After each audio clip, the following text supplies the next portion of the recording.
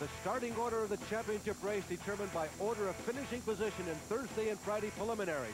The two race winners were Paige Jones, he's got stock car experience plus as well in the midgets, and Ron Shuman, he's won most of the major midget races in the country except Chile. And in the next row, in team cars, Andy Hillenberg, hometown Andy, along with P.J. Jones in the Keith and Rusty Coons cars. The cars in row 3 are teammates, the king of the outlaws, Steve Kinser, been in a midget less than 10 times, and Tony Stewart almost won one of the preliminary races in 1993.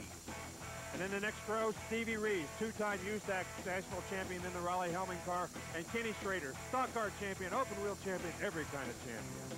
Row number 5 is occupied by Donnie Beechler, one of the revolutionary new V4 engines. He's from Illinois. And John Starks from Puyallup, Washington, the surprise entrant in the championship final. The next row, Dave Strickland Jr., a second-generation driver from Inglewood, Colorado. And next to him is Jerry Coons Jr., a teenage sensation from Arizona. Starting 13th and 14th, runner-up in national points a year ago, Kenny Irwin in the Wind Spirit, and Kevin Doty starting in 14th position, one of the country's most outstanding midget racers. Here are the final 6 entrants in the championship. Gene Jennington and Scott Hatton, a former winner, Danny Fry Jr., Subaru Motor, and the 10th row, Dean Erfurth and Tommy Estes Jr. These last 6 drivers, Larry, got here after getting through a series of preliminaries tonight. 100 other drivers. They made it. Hey, I'll tell you what, this is the best of the best. You have 120 race cars and race car drivers of the quality that we have here tonight. It's fantastic just to be a member of this 20-car field. 20 cars are in it. They represent 10 different states. Indiana has the most drivers represented, 4, and there are 11 different clubs or affiliations, including NASCAR, Winston Cup with Kenny Schrader in this field. That's right, and every one of them is a champion in his own field. That's what makes this race so great. Paige Jones bringing around the inside row. Ron Shuman the outside row. The black cars are side by side. Jones gets the advantage going into corner number 1. Jones even lifted the front. Oh, look at this. It's P.J. Jones, the car on the right-hand side there. P.J. Jones, one of the pre-race favorites to win this one, comes to a stop as the field roars into corner number 1. What a terrible break for P.J. Jones. He was really one of the favorites in this race, but to get stopped on the first start, he's going to have to go to the back. Well, here is the back part of the field. There's Scott Hatton there. There's already cars spinning in front. P.J.'s car simply loses power. Now he gets blasted by someone else, and there's another red car there spinning. That may have been Andy Hillenberg, although he was able to keep going. I think P.J. and Paige actually ran together up there, and that's what got P.J. up there and stopped in that corner, because they started side by side.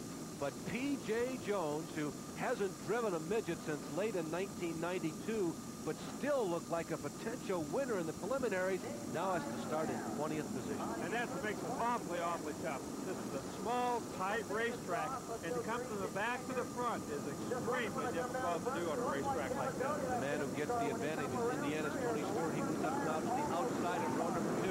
Here's Page, brother Page, bringing the field around again. He gets a little more of a jump this time. This is the second restart, and Paige Jones in Larry Howard's black number 71 takes the early lead.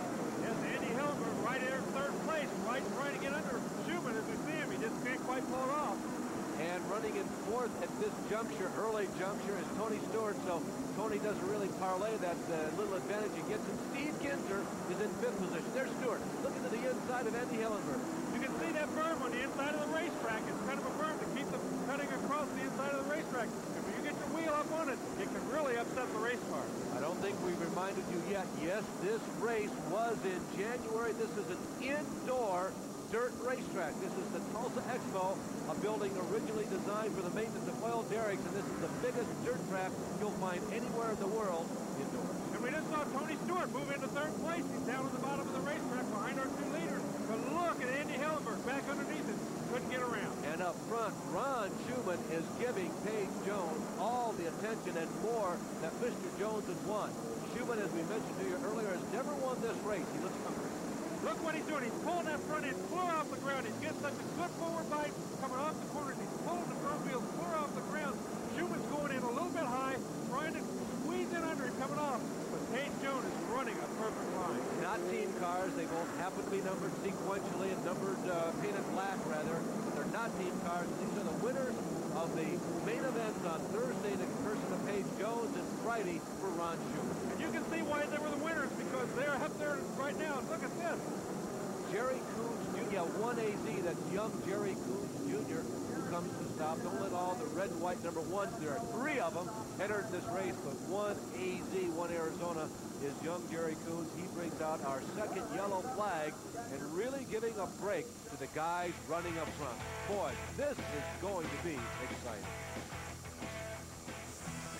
Back in the Chili Bowl, where we've had our second yellow flag, not for an accident, but for a stalled car. The man of the hour is P.J. Jones. We've been trying to keep our eyes on him as much as we possibly can, and he has been very fast. And when we go back to green flag, I don't know exactly what to expect from him, because this is an all-star field, and he's fine. Hey, he's got things under control. He's not only fast, he's so smooth. He's not leaving any place open for Ron Schumann to get around him. We'll go 50 laps. We completed 7. You see Page, Schumann, Hillenberg, Stewart, Steve Kinzer are the first 5. You got a quick glimpse also of Kenny Irwin Jr. in the black, bright orange and pink trim number 4.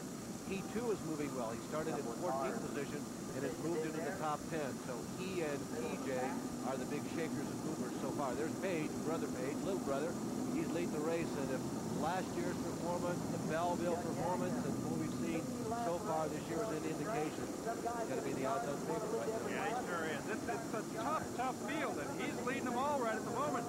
Andy Hillenberg's running close. Stevie Kinzer, Tony Stewart, all that first 6 or 8 cars are running very, very fast, but not much passing going on because the racetrack isn't fast. Haven't heard much from Reeves, the defending national champion, or Schrader. They could still be a factor in this when we go back to green flag. Page Jones rockets into corner number 1, gets a jump on Ron Schumann. Now, when the track was very moist at the beginning of the race, Schumann was moving in on Page. Let's see if that holds up. And you see that Schumann's trying a little different groove. He's moved up a little bit on the racetrack, thinking that maybe the cushion is going to be a little bit faster. Page moved up that time. Maybe the racetrack is changing. This is the 31st individual race of the last 3 days. This track is in excellent condition. 120 cars have performed 31 races. We still got this kind of race. And you still got a cushion to run on. Look at Ron Schumann. He's moved up on that racetrack. Andy Hillenberg can't get around him. He can't find a spot underneath to get around. Now he ducks down underneath. He can't pull it off. Oh, the guy from down the road in Broken Arrow, Oklahoma, the man who stars normally in the World of Outlaw sprint cars, red and white number 1. He looks like he would really like to perform well in front of the home crowd tonight. Hillenberg goes up and tries to, and we've got a crash. There's Kenny Irwin Jr. You can see how disappointed he is. He knew he was having a good race, and Kenny Irwin Jr.'s stop looks like it was a minor altercation. There are 3 or 4 other cars involved. There is Ken Schrader, who has a flat tire. Now, let's take another look at this, and maybe we can see exactly what happened there. Yeah, that's too bad. Put Kenny Schrader out of the race with that flat left rear tire. Irwin was mad. He wasn't upset. He was just plain old mad. Here you can see actually Schrader and Scott Hatton get together up there, it looks like, and then Kenny Irwin comes along, just clips him with the right rear and gets stopped. He almost had a miss. That's why he's upset. He almost had those guys miss and got stopped in the very last second. And that was the fight for 8th position. So we're under another minor yellow. More to come.